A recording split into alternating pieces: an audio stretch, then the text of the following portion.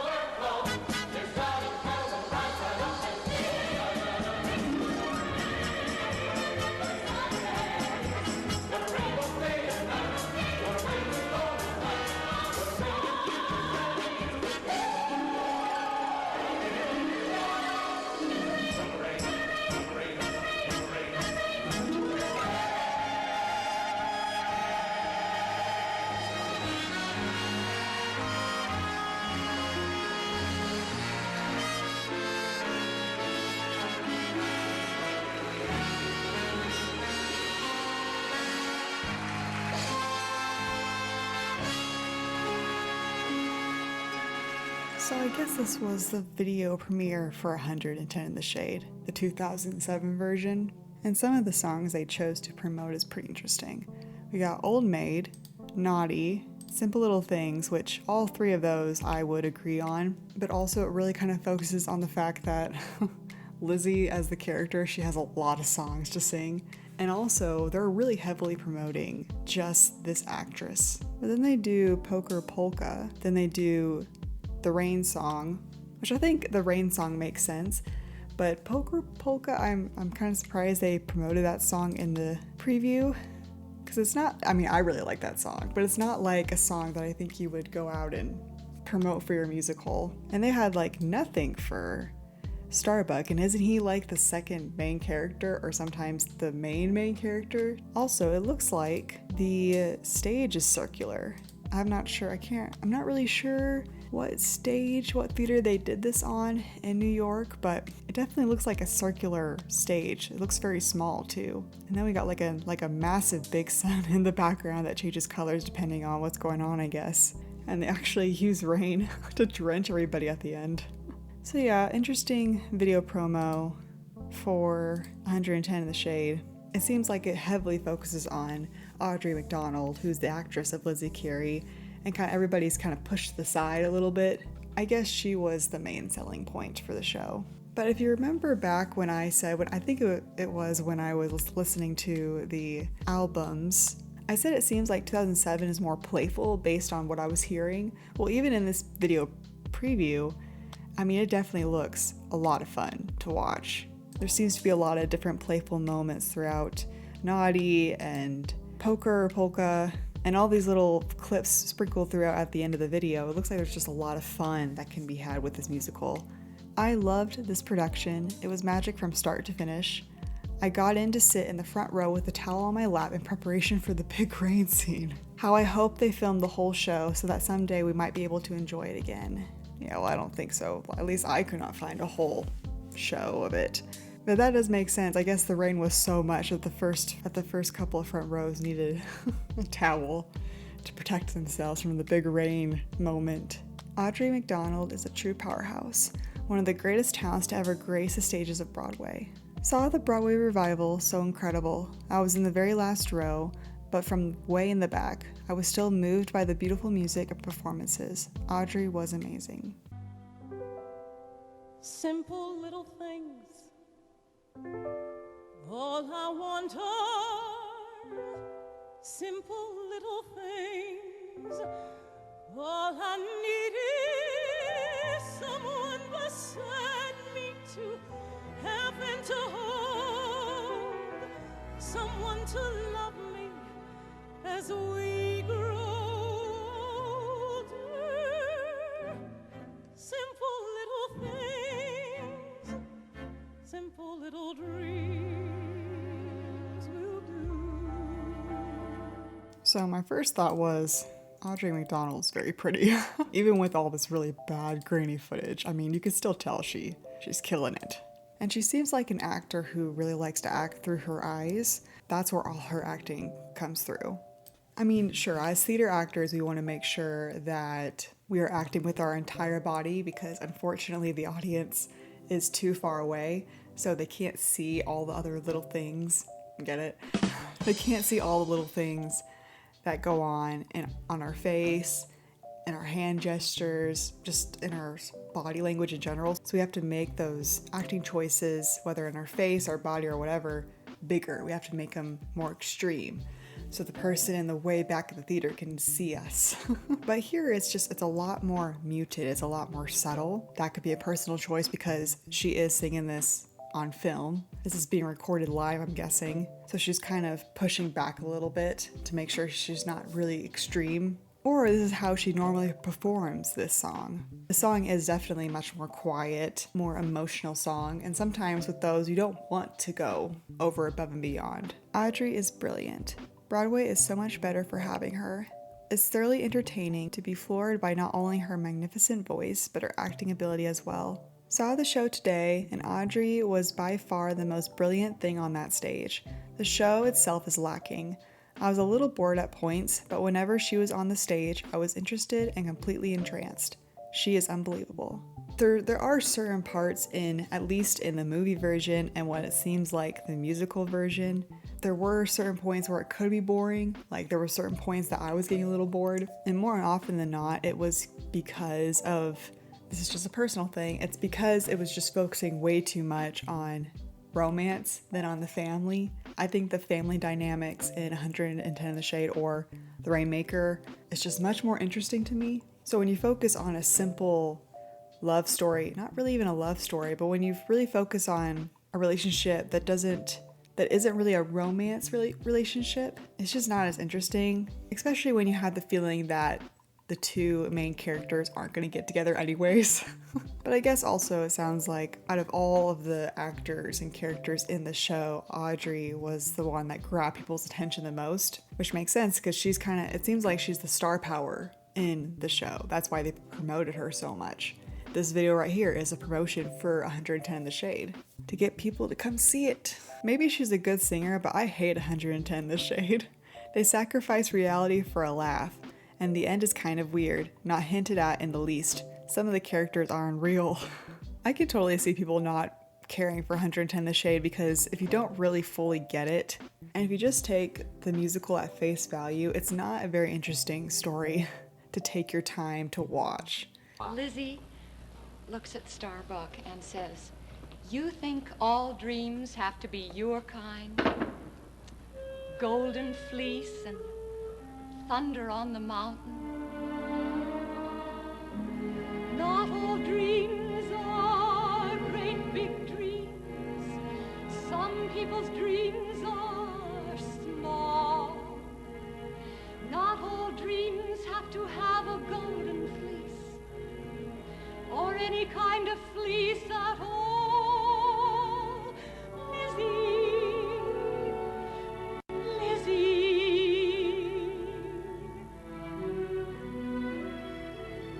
simple little thing. Okay, first of all, I love her hair. Look at her hair. Even with the poor quality, she looks like a very beautiful girl in her hair. It looks so voluminous. This is really good footage for 1963. And I think this is the only video I can find any kind of visual showing of 110 in the Shade. Instantly, there are a lot of differences between the 2007 and the 1963 version. The actresses' approaches of Lizzie, at least I can tell, are very different. One, just their acting style. Swenson, the actress here, is acting bigger. Like she's putting her hand behind her back. She's using a lot more gestures, hand gestures. She's moving around a lot more. But she's singing a lot more sweetly, motherly, and she smiles a ton more. Like her smile's a lot bigger. Whereas the 2007 version, it was a lot more subtle. It was much closer, much more intimate. And she was still smiling, but it wasn't this nice, pretty, big smile. And in a way, the 2007 2007 version, she was almost singing more quietly. It's a quiet, intimate conversation between two people. Whereas here, at least at how she's singing it, it's more like a presentation. She's singing to multiple different people. And maybe it's just because of the setting and that's how she decided to perform it. Maybe when she was actually on stage, she sang it a little differently. But here it feels more like a show, whereas in 2007 it felt more like an intimate conversation that we're hearing in on. But she sang this beautifully, and neither approach is wrong or anything. It's just how they decided to present their characters. There's not really a wrong way to go in terms of acting a character. As long as you understand and know the foundations of the character you're portraying, there's no wrong way to go about it. Came here after reading the news from July 23rd. Rest in peace, and thank you for the inspiration. Did she die recently? That's impressive. How old was she? Wow, July 23rd, 2023. She was 90 years old. Wow, that's impressive. I don't know how to say this actress' name, so I'm really sorry if I pronounce it wrong. This is incredible. You don't usually see this kind of realistic, subtle acting in musical theater. I'm speechless. Inga is beautiful. I wouldn't call this realistic or subtle acting. Compared to the 2007 version, she was acting a lot more musical theater than Audrey McDonald was. I saw Igna in the original production on Broadway when I was a teenager. An exquisite musical with a superb leading lady. Ah, what memories this clip brings back to me. I am in tears. Thank you so much for posting. It's really cool that people did see this musical and are able to share their experiences. I've always felt that Igna Swenson was perfection itself, as evident on the original Broadway cast album. I did not get to see the original show. She is Lizzie Curry 110%. Wow. I love her singing the entire score of this beautiful lyrical musical show. She had the right voice, character, and she was not singing her voice, but infusing the part with vulnerability and just plain talent and overabundance. I regret that we cannot see her in it now. I am grateful that I can view her now on YouTube. Well, go down to the social club and be Lily Ann Beasley. Is that what you want? Well, Lily Ann Beasley knows how to get along. Well, call him up. Tell him you want to join up. Oh, well, fine, I will. No, I will. Wait, you see if I won't, I will. I'll go down to the Dixie Pig Roadhouse and I'll buy myself a bottle of beer and I'll go juking every night. I'll buy myself a brand new dress that's cut way down to here. Oh, Lizzie. I'll buy some dime store diamonds and pierce them through my ear. I'd like to see that. I'll paint my mouth rosy red. I'll pour peroxide on my head. No, I'm not doing that. No. I'll knock him.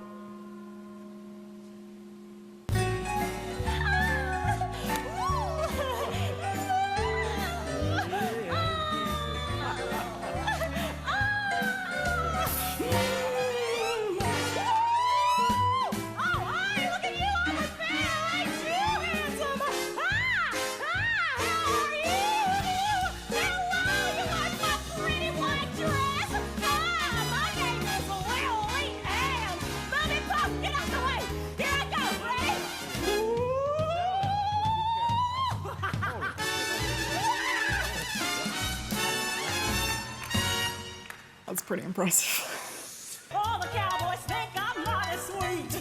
When the men folks see me shimmy back, one of us right out in a jingle, 'cause I'm guaranteed to satisfy.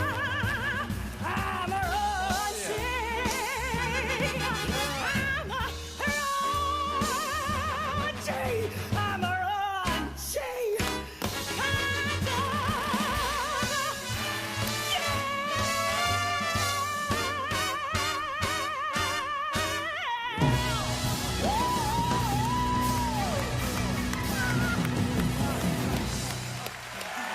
She is fantastic. Another word that came into my mind was tomboy. She has a more tomboy vibe to her. Literally just like how she's sitting with her legs spread out, even though she's wearing a dress. She's spreading her legs out, she's putting her elbows on her knees, slouching, her shoulders are inward. She doesn't really care about posture or anything like that. She very much has a tomboy vibe. And it is fun to finally see somebody act this song because it's so playful and it's just so over the top that it's kind of like cringy a little bit, but that's musical theater for you. The most impressive thing was definitely the cartwheel there. That was really impressive. And then she has to immediately sing afterwards after just doing a flip. She has a very strong voice. And it seems like all these promotions heavily focus on Audrey. I have not seen any other promo songs of any of the other characters. I was expecting to find some video, some promo video, or a live performance of the guy that plays Starbuck in the show, but I've seen nothing. It's just McDonald here. So I guess they really made her be a selling point. They were like, we need to get Audrey out there and show them what this show is, show them what she's made of. Okay, so I finally found a clip of someone recording a scene from 110 in the Shade, the 2007 version.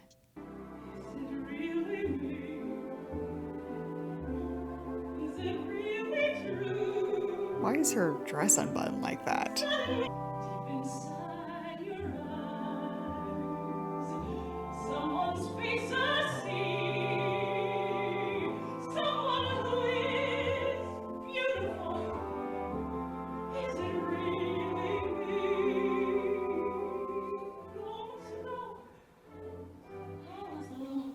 Oh, we're getting close. Wow. It's very lovey-dovey.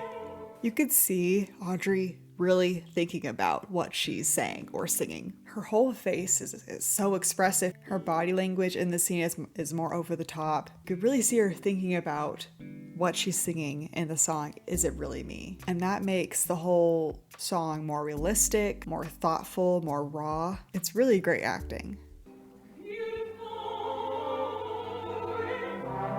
Oh, we're just going right into the kissing.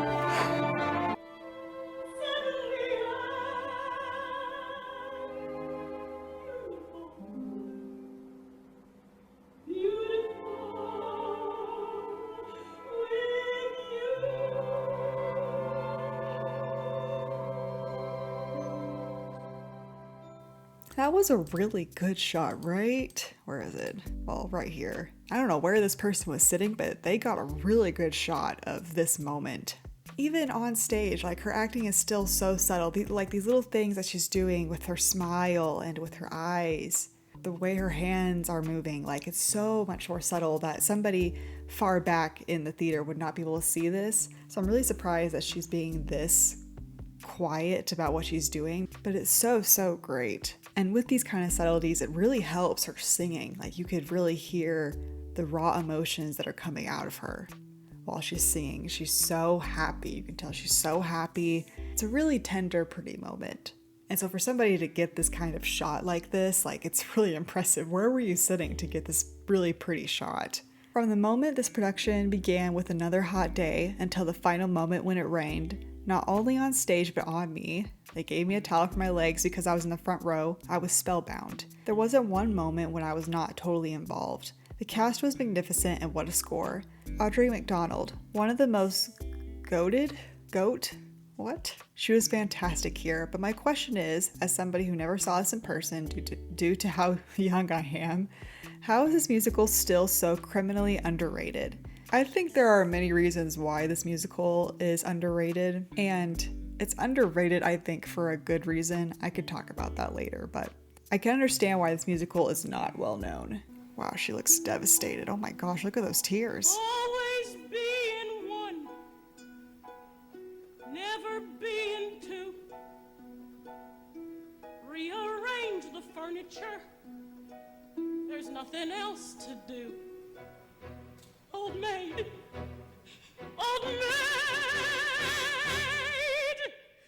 be kind to your poor Aunt Lizzie. Her nerves are none too good. She brings you a present when she comes. Kiss her like you should. Be thoughtful and sweet and proper. She's getting a little hysterical.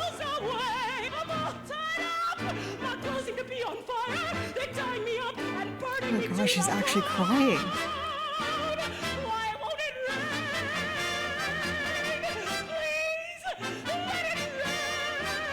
Oh my gosh, wow. I want to talk about something that I hadn't noticed before. Because of how it's orchestrated, we slowly get to witness Lizzie losing it. And it's done really well. I still don't really like the song, but I do like how they composed this song and showed the arc that Lizzie goes through in this song. First, it's a lot more quiet. You could tell Lizzie is thinking about what's going on in her life, thinking about the argument that she had with her family members before this and with File. And Audrey, again, wow, you could see her really thinking about her words. Always being one. Just watch her eyes. Two. Rearrange the furniture. There's nothing else to do. And her singing isn't perfect, but I think that is intentional. I think especially if you are an actor in musical theater, sometimes you do have to find a balance and a compromise between acting and singing. Because sometimes some songs are so emotional that it's like, okay, do we just want to sound pretty or do we want to sound the emotion we're feeling? Because I don't think anybody would sound pretty if they're crying or if they're angry, you know what I mean? So sometimes you have to find this weird compromise of still singing good so you're not bleeding the audience ears out, but also you're still emoting the emotion you're trying to express in whatever song you're singing. So in this song, you know, she's devastated, she's sad. So how do we find a balance between being devastated and sad, but still singing the notes right, not being too pitchy? So her voice is cracking in certain words, but it's not hurting her singing in any way. It's not hurting the song. It's not hurting the tension of the moment. Old maid. Old maid!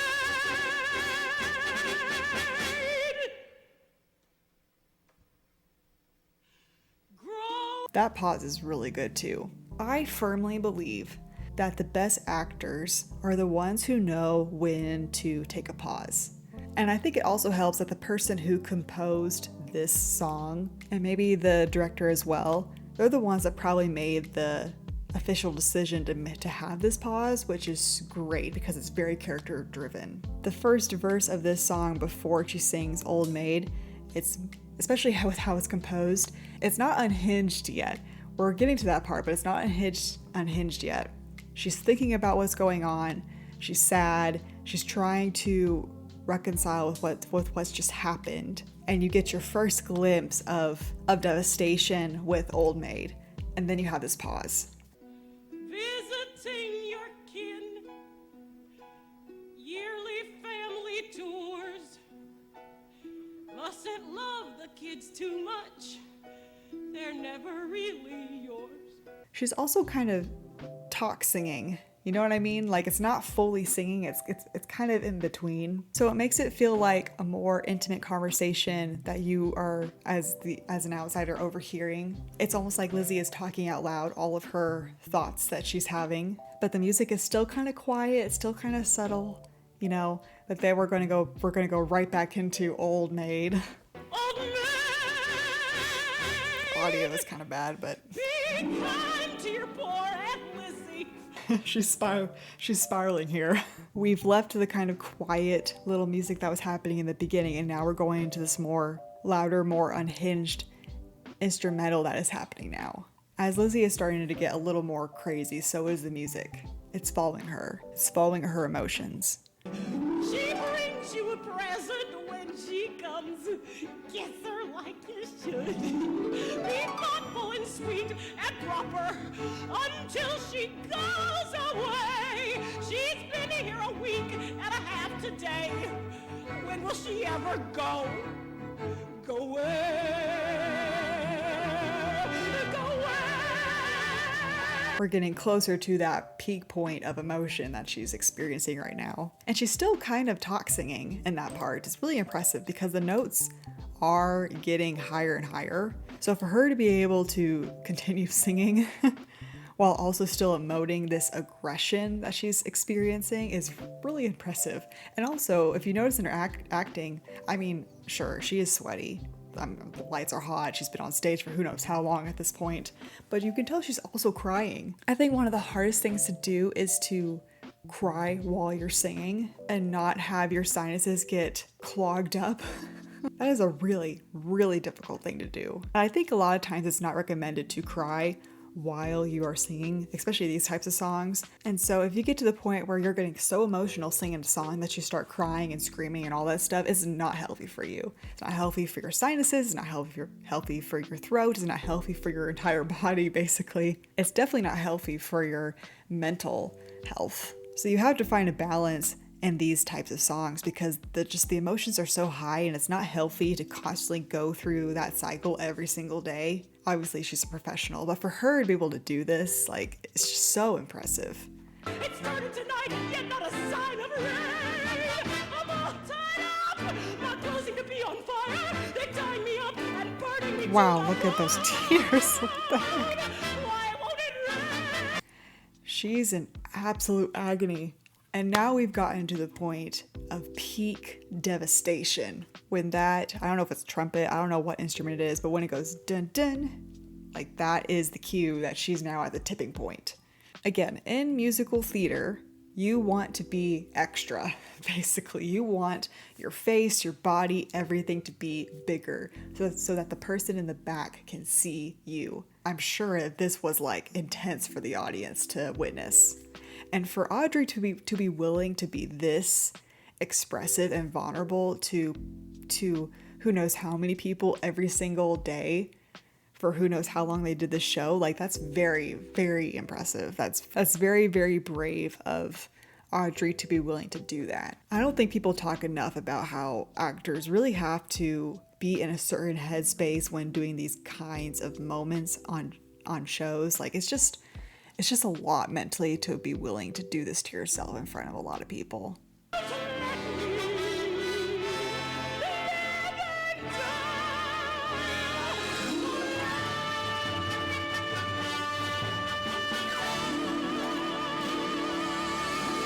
There's so much emotion coming out of her. Like, I think she's actually crying here, which is insane. Just under 3 minutes, we get this fantastic, like, story arc with Lizzie throughout this whole song. It starts off very quiet, very, very introspective, and then it ends with being very emotional, absolutely devastated, begging to God for some help.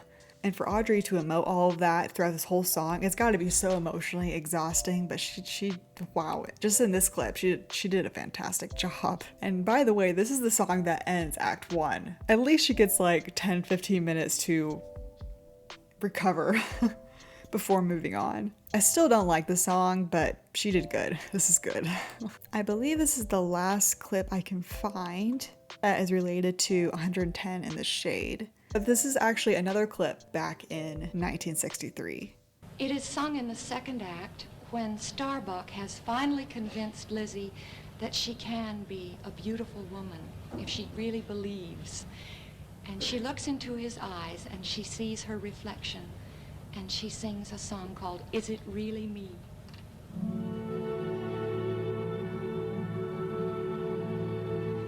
Is it really me? Is it really true? Suddenly I'm beautiful, being here with you. I think Swenson's singing is a little more operatic than Audrey's is, actually. Just with how she's singing it, how she's singing the words, and then the vibrato after each phrase, like it just seems so much more operatic than Audrey's does. Someone's face I see, someone who is beautiful. Is it really me? Moments ago I was alone, hoping that this could be. Now here I am, safe in your arms,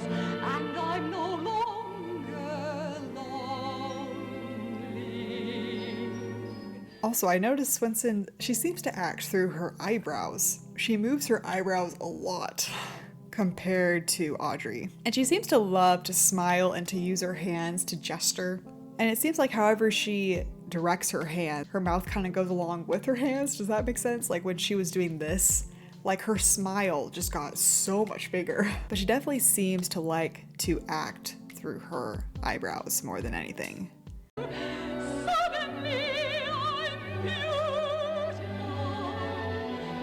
Also, she also likes to act with her shoulders as well. Multiple times throughout these songs, she's been doing this a lot. And I don't know if it's just habit to do that while she's singing, but it's just a very interesting detail that she does.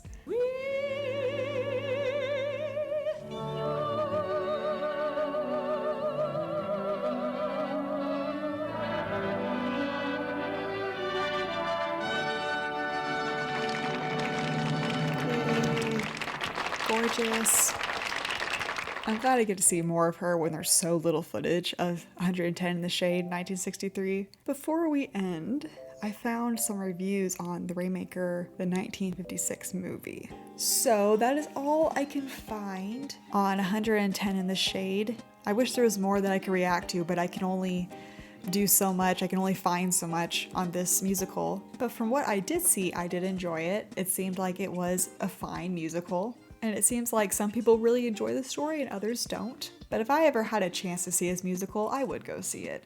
I'm sure I would enjoy it. I would find things that I would like. But I'm going to end it here, y'all. And I hope you guys stick around for my video essay that I'm going to do on this musical soon. And I will see you guys next time. Bye-bye.